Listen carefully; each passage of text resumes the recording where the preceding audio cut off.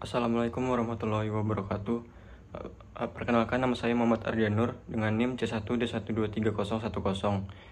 Sebelumnya saya mengucapkan terima kasih yang sebesar-besarnya kepada Bapak Bambang Purnomo, SEMM, selaku dosen pengampu mata kuliah ini. Dan pada kesempatan kali ini, saya akan mempresentasikan tugas mata kuliah Strategic Management and Business Valuation yang berisi perusahaan Indonesia yang berekspansi dan sukses di pasar internasional. Yang pertama ada PT Indofood Sukses Makmur Tbk. Di sini pasti kita semua kenal lewat produk andalannya, yaitu Indomie.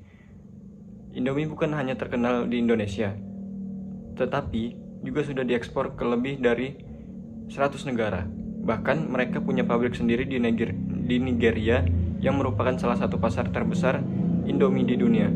Strategi keberhasilan Indofood adalah mereka membangun pabrik lokal di luar negeri untuk menekan biaya produksi dan distribusi.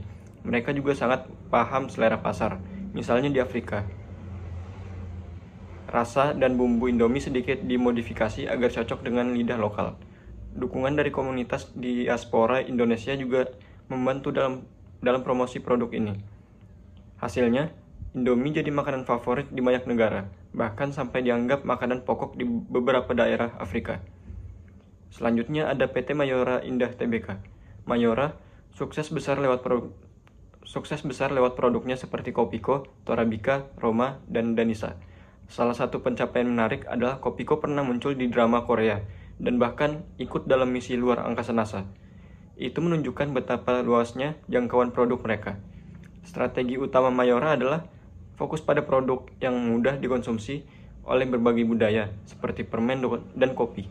Membangun pabrik di luar negeri seperti Filipina dan Thailand, memasarkan produk dengan cerdas, termasuk lewat kerjasama promosi internasional. Saat ini produk Mayora sudah bisa ditemukan di lebih dari 90 negara. Mereka benar-benar membuktikan bahwa produk ringan dari Indonesia bisa jadi global brand. Selanjutnya ada Sinarmas Group Asia Pulp and Paper.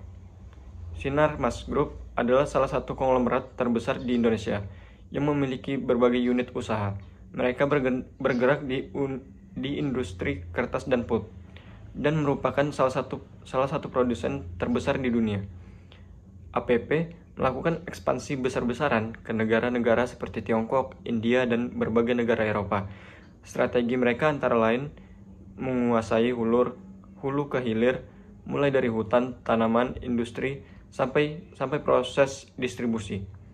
Menyesuaikan diri dengan standar internasional, terutama dalam hal keberlanjutan lingkungan, karena pasar Eropa sangat sensitif terhadap isu lingkungan. APP menjadi contoh bahwa industri berat pun bisa ekspansi global kalau punya sistem yang efisiensi dan peduli pada keberlanjutan. Selanjutnya ada PT Unilever Indonesia Tbk. Meskipun merupakan bagian dari Unilever Global, Unilever Indonesia tetap punya kontribusi besar dalam menciptakan dan mengekspor produk-produk khas lokal seperti Pepsodent, Lifebuoy, Rinso, dan Sunsilk. Yang menarik, produk-produk ini juga dipasarkan di banyak negara Asia dan Afrika dengan formula dan strategi pemasaran yang menyesuaikan budaya lokal. Strategi mereka adalah konsep global, yaitu menggabungkan kekuatan global dengan kearifan lokal. Contohnya, iklan sabun di Indonesia bisa berbeda dengan yang ditayangkan di Nigeria, meskipun mereknya sama. Hal ini menjadikan Unilever Indonesia sebagai contoh sukses perusahaan multinasional yang tetap mengakar pada domestik dan mampu menyuplai kebutuhan global. Dan yang terakhir, ada PT Kalbi Farma. Kalbi Farma merupakan salah satu perusahaan farmasi terbesar di Asia Tenggara.